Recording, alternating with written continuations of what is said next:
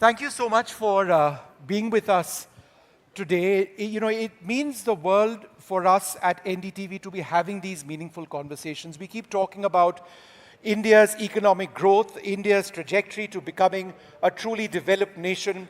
There are incredible challenges, but there are also tremendous opportunities. And when one speaks about infrastructure growth, the story as far as India is concerned is it's not even half written.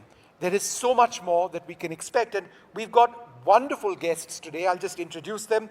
Ashwani Gupta is CEO of Adani Ports and Special Economic Zone Limited. Thank you very much, sir, for being with us. Anup Sahai is Head of Corporate Strategy and Special Initiatives at Larsen and Toubro. Malanna Sasalu is CEO of Provident Housing Limited. And Rumjum Chatterjee is co-founder and managing trustee of the InfraVision Foundation. Thank you all very much for being with us. Mr. Gupta, let me come to you first.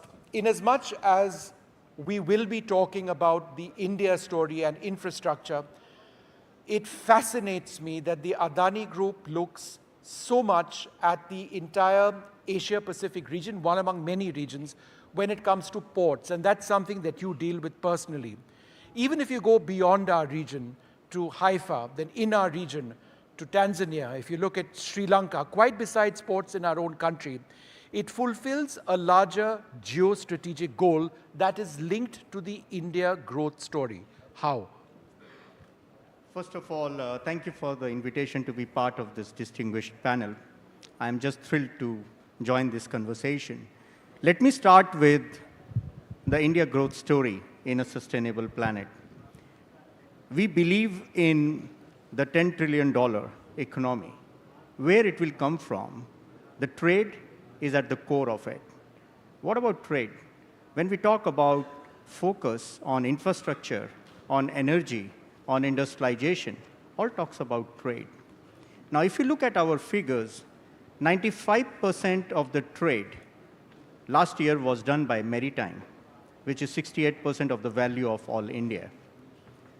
Then this is very clear that more and more efficient and effective trade, not only in India, but globally, is going to contribute to this 10 trillion economy.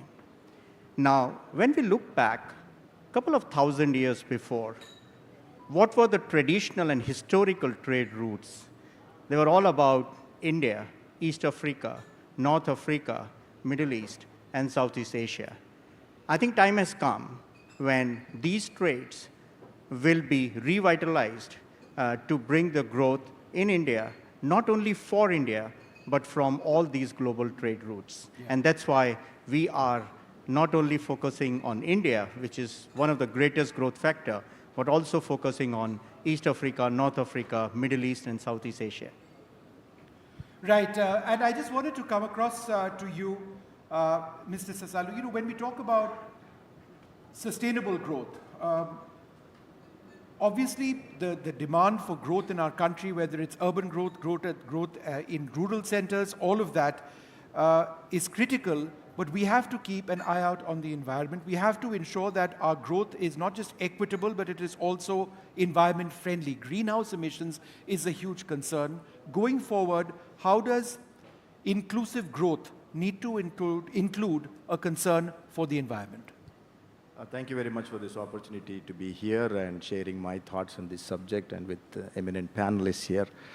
The first and foremost is we should simplify, because I believe that the sustainability word is overused and maybe less understood because we have not been able to simplify what it is.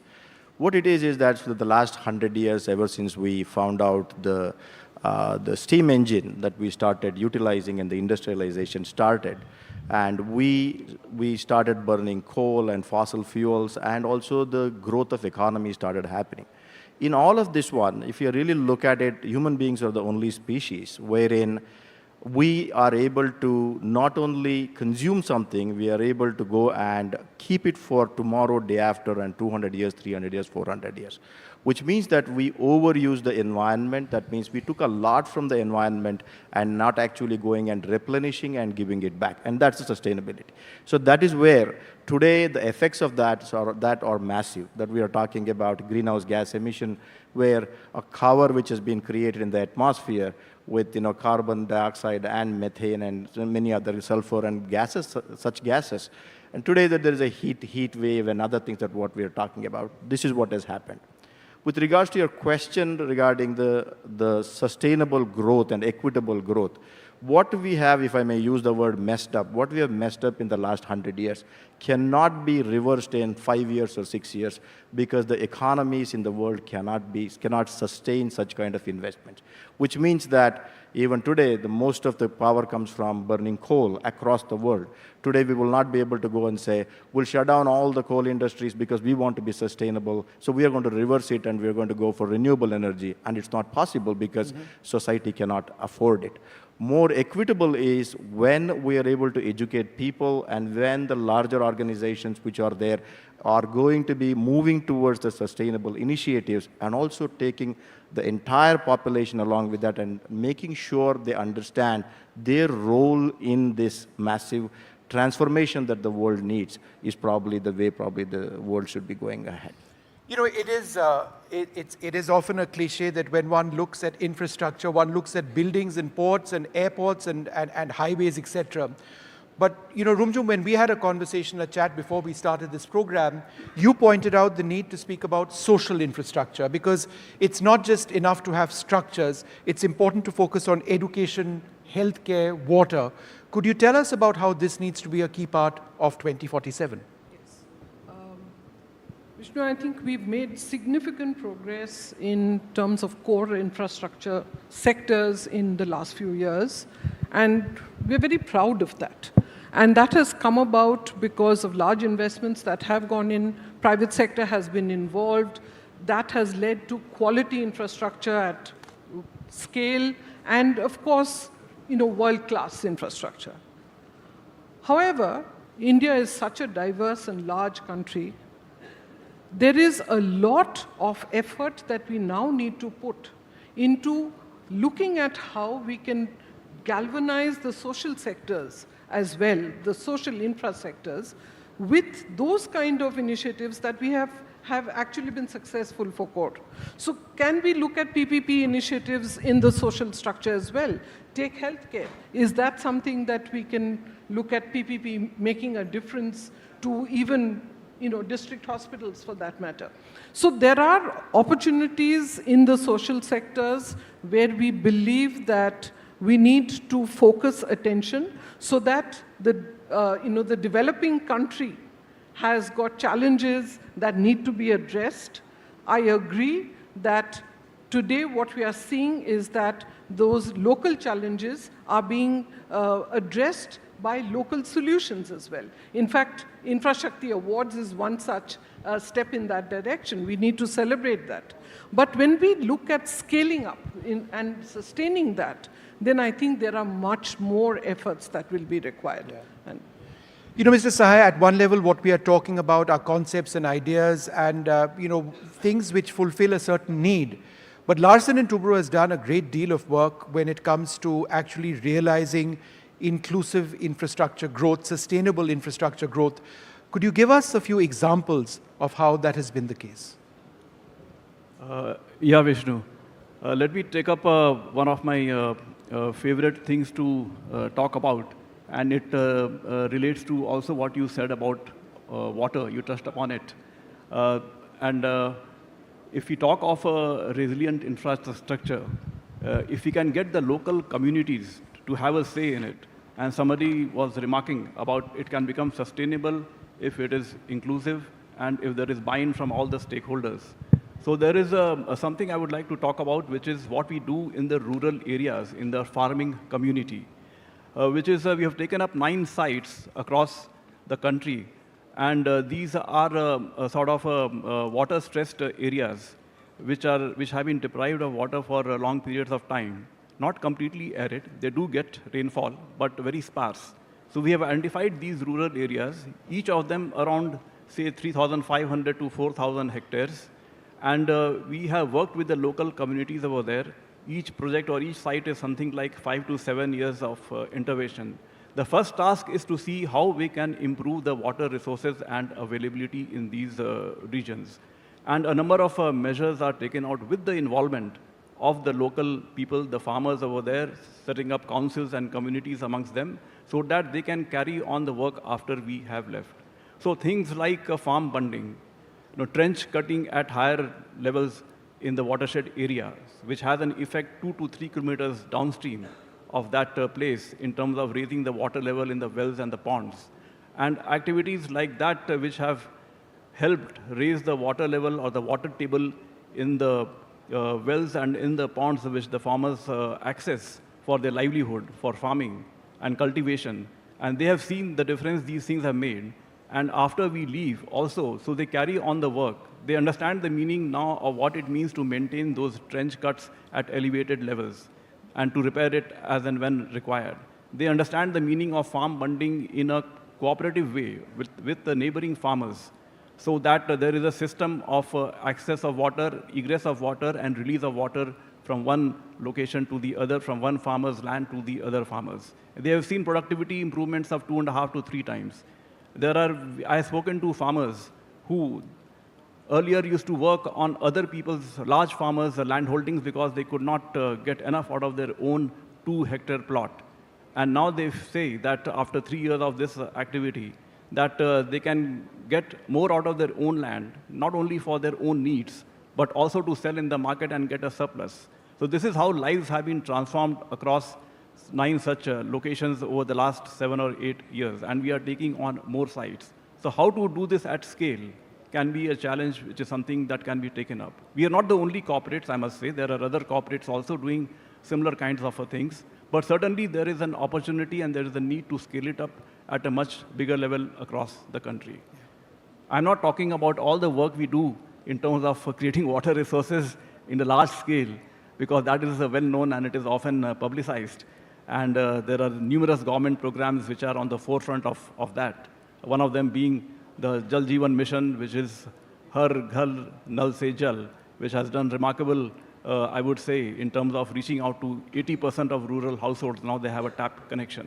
But I can come back to the water subject later on, because I think it is a very important element of resilient infrastructure. And I think we can be heading for a crisis if we don't address it. That's absolutely correct. And we will talk about water in a while. But Mr. Gupta, earlier we'd focused on the Asia-Pacific region in terms of ports, the Indian Ocean region. Let's talk about India itself, because the India story as far as ports is concerned is so critical for our economic growth. I was reading some numbers, and this is what the Minister of Shipping and Ports said. Our present capacity in millions of tons per annum is 2,600 MTPA. By 2047, the goal, I think, is 10,000 million tons per annum. So 2 questions over here. What is the climate strategy as India expands port capacity? And secondly, what are the economic implications of reaching that 10,000 MPTA mark? Yeah. I would say India growth story in a sustainable planet. We do believe in this 10,000 million metric ton per annum capacity as announced by Honorable Minister. Why? If you look at India GDP, we talk about 6 to 7%. Maybe it may go higher. But when we look at the trade growth, it could be much higher than the GDP. And if we do my mathematics, it comes to be 9 to 10% to reach that 10,000 million metric ton by 2047. So if we focus on GDP growth, if we focus on trade growth, that is going to happen, which is 10,000 million metric ton. And in line with that, we ourselves also preparing the capacities. For example, in next 5 years, we will double our sales to 1 billion. Now, what is also very important that we do the growth in a sustainable way. Sustainable way means what? And I think I fully appreciate what you said. Sometimes we overuse the sustainability word. In my language, sustainability is something that you should hand over this planet to your grandchildren as your grandfather did to your father.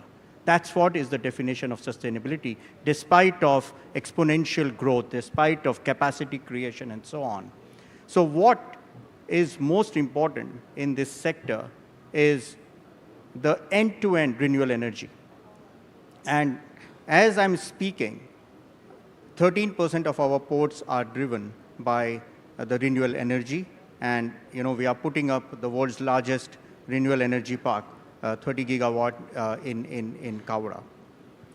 Now, the second thing which comes is again about planet, is about how green our planet is. Again, we are aligning ourselves with the Indian government's ambition of net zero by 2070. We as Adani Ports have set our target to be net zero by 2040. Renewable energy, in case of planet, 48 million trees by 2030. But more important, the species which is mangrove, you would have seen when you are on the plane and you're looking at the beaches or the coastal line. In Asia, we are the pioneers in doing the mangrove development, and in India, we are the biggest. So which means air, water, land. Everywhere, if we have to create the activities which are going to protect the species and which are going to make a planet greener and cleaner so that we hand over the planet to our grandchildren with the growth which we are targeting, which is 10 trillion economy. That's fantastic if we can actually achieve it. But there's so much more to be done. I think that really is the challenge. Mr. Sasalu, when one speaks about real estate development in the country, the first thing that comes to my mind are urban spaces where builders come in, destroy old buildings, create these concrete structures, and there is no concept or thinking about how that needs to be sustainable or environmentally friendly. Now, that's obviously something that cannot be the way forward. It's not an option. It's just something that has to be done. How? Yeah, so let's talk about, people don't take real estate developers too seriously. They think that, they're there to make money and ruin the entire environment and so on and so forth. And I think that there is too much credit given to us which we don't deserve, right, for whatever has gone wrong. Basically, let's understand this, that 7% of the total GDP comes from only residential development in this country, right? So, which means that it's around roughly $500 billion of GDP comes from the housing, which it employs one of the largest employment creator is the housing industry in this country. So there are more than 120 cities with a population of 5 lakhs or more. Yeah. And then we have around 60 cities which have a population of more than 10 lakhs, million people. 7 cities have a population in excess of 7 million or more, 70 lakhs or more. So when we talk about sustainability, when usage of resources means where does the usage happen? Usage happens in the place where people are living. So people are living and the urbanization is at its fastest trajectory that you can think of.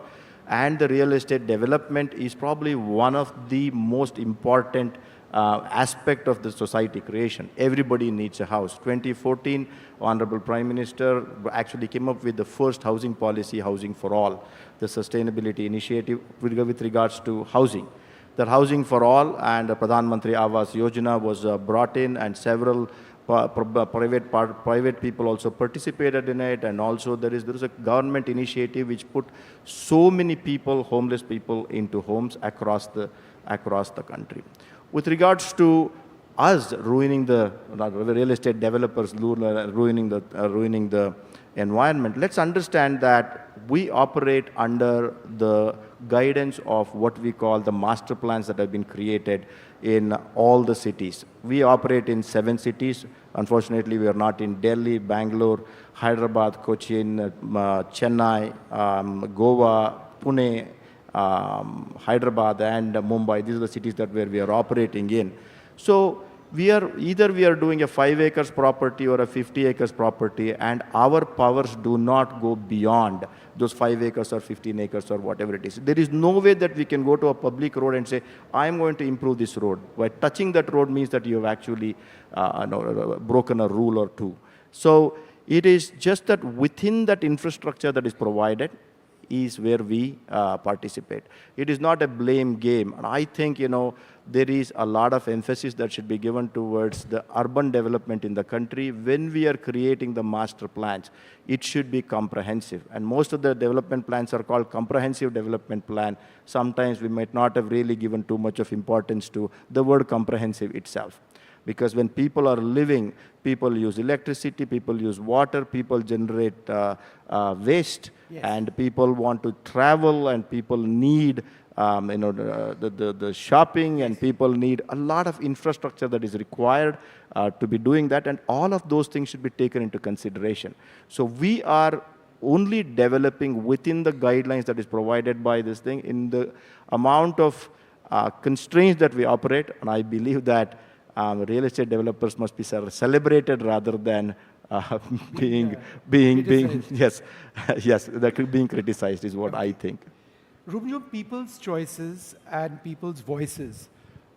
We don't talk about this enough at all when one speaks about infrastructure growth. And the reason it is important to have inclusive growth is because we aren't one homogeneous society, we are a deeply heterogeneous society. But these are just words that I'm saying. How does one have inclusion when it comes to a vision, whether it's real estate, whether it's highways, whether it's buildings, or anything else which involves the voices of diverse people? Absolutely.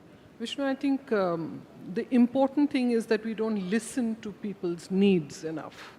Infrastructure is meant to improve the quality of life of our citizens. But we cannot assume that infrastructure will be made and they will have to live and operate within that. We need to understand what infrastructure is required for them, how they would like it, and wherever this has been used, this concept has been used, we've seen fantastic results, all of which are sustainable, because people know what they need, they want, how to get that, and how to operate that so that it benefits them. I think Mr. Sahai was talking about the water example. I'll give you another example of the change that we've seen when it comes to sanitation. The entire Swachh Bharat program was actually developed on the basis of the fact that if people own the entire program and know what change they want, then they will take ownership of that. They will ensure that they are actually going to be able to create assets or infrastructure that is going to benefit them, look after them, and therefore that is how we will move towards sustainability. Sure. So we need to do a lot more of that, whether it's urban areas on saying, why is it that a metro is made, but ridership is only 22%? It's because nobody asked them what the challenges are. So we need to listen to people a lot more. That last mile connectivity, there are huge challenges today, but nobody is offering them. Nobody is understanding the issues. So I think we all stakeholders need to sit together to address solutions that which are user-friendly at so many voices and represent views and needs. Correct. Mr. Sahai, how does Larsen & Toubro reduce your carbon footprint? So let me speak in the context of Larsen & Toubro as an EPC company with also parts of manufacturing. But the bulk of the revenue is from engineering, procurement, and the construction activities. And we are, at any point of time, or currently, we are at around more than 600 construction sites across the country. So the big challenge for us is how to reduce the carbon footprint from these construction sites. The bulk of the emission takes place on account of the diesel consumption that takes place in these sites. More often they are remote, they are of a temporary nature, between 3 to 5 years typically. They have open boundaries, so to say, and getting connectivity from the grid is not always easy. So a lot of diesel consumption takes place, so the challenge for us was how to reduce the diesel consumption from 70 to 80% of the total mix to less than 60%. And I think over the last 12 to 18 months, a lot of initiatives have been taken. One is to see, as far as possible, to convert DG sets operation into grid wherever the workmen colonies are there. Secondly, to go in for more energy efficient equipment. We have identified 20 to 25% of our equipment of 7,000 to 8,000 large-sized equipment, which various kinds of construction equipment, where we are replacing them with, they have been found to be old, more than 10 years old, and we are replacing them actively with the newer types of equipment. Then next is we have put IoTs and sensors on 14,000 pieces of equipment. They are tracked centrally in a command center, and they are tracked for both productivity and whether they are in operation or not, and whether what is the kind of fuel consumption taking place. So through optimization of such equipment across sites, improving their productivity, we have been able to reduce the diesel consumption per piece of equipment. And something simple as just setting targets for the various project teams at each site, that despite the increase in the activity, as a company we are growing, we are getting more orders, but we are saying that no, your diesel consumption has to come down. You will grow, but your diesel consumption has to come down. And that itself has had an effect. Our revenues and activities have grown by 15% in the last year, but diesel consumption has dropped by around 7%. So we see that as a significant effect of all these measures. 30 to 35% of our emissions is a scope 2, which comes from the grid consumption. And here we have some big challenges in terms of getting renewable energy through the grid from developers, because it's difficult to get them interested for a short period of 3 to 5 years when there is so much demand anyway in the country. They are looking for 10 years to 15 years, which we cannot provide. So it's a challenge we are trying to work out with some aggregators, if not developers, to see how we can make a start with sourcing some of the electricity through renewable energy sources. Sure. But these are the challenges of a EPC company operating in 600 odd sites at any point of time. One final question, Mr. Gupta, to you. This is something that fascinates me. You've seen ports evolve in India, not just the Adani ports, but ports across the country over a period of time. How has technology had, or how is technology having a direct impact on logistics? And when one talks about logistics, there are also constraints, because outside the ports, there is the entire highway network, there is the end user who has to gain from all of this, and there are problems and bottlenecks at every stage. So again, two parts. Is there a limit to logistics when we use that word in terms of your business? And how does technology work with logistics? Yeah, I would say that if I simply define what is logistics and what we expect from logistics, logistics is a way to connect all the growth potential spots across the globe, which means more efficient and more effective logistics is, which means the more competitive solution our customers can get, hence contributing to the trade growth. Now, when I look at all the touch points of the logistics, we talk about vessels, we talk about ports, we talk about warehouses, we talk about yards, we talk about railways, we talk about trucks. Every part is the integral thing of the logistics. Today, when I compare, and this is what the target which India should take and India has taken, to reduce the logistics cost by 5 points. We are 5 points uncompetitive as compared to other best-in-class logistics cost in the world. Imagine if that 5 points goes down, how much effective we will be in the whole world. And why are we above the world standard? So the first thing is, do we have a seamless connectivity between all the models of transport? Are we, just before ma'am talked about it, are we really talking about infrastructure in isolation, or we are talking about infrastructure which is well connected, and that brings the quality of life to the consumer from end to end?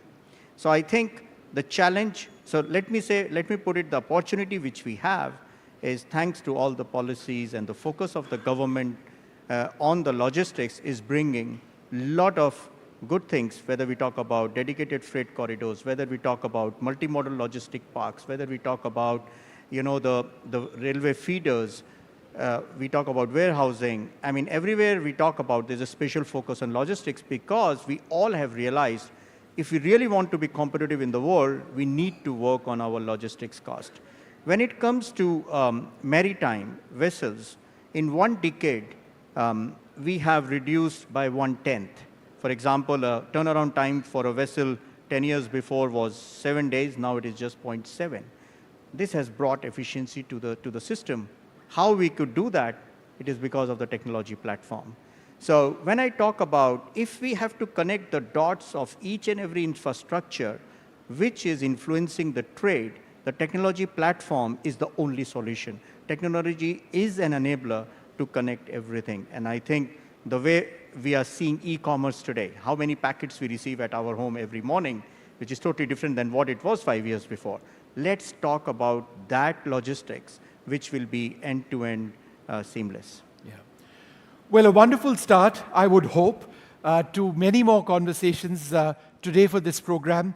And I think this really sets the table for what we were trying to do, which is to look at infrastructure and infrastructure growth from a holistic standpoint. You know, we've looked at it from the standpoint of diversity, different voices. We've looked at it from the standpoint of technology. We've looked at it from the standpoint of carbon emissions. And we've looked at it from the standpoint of India, the macro geostrategic picture as well. All of this comes together for our economic growth as we work towards the 2047 target. But there is no doubt that there are fundamental challenges which lie ahead. We'll continue having these conversations to identify those and think through solutions. Thank you all very much for this first session. Can I invite you all for a group photograph as we move ahead with our programming? Come, please.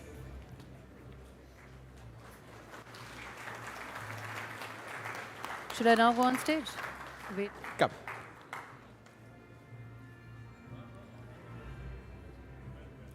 Thank you. Come, please. Thank you.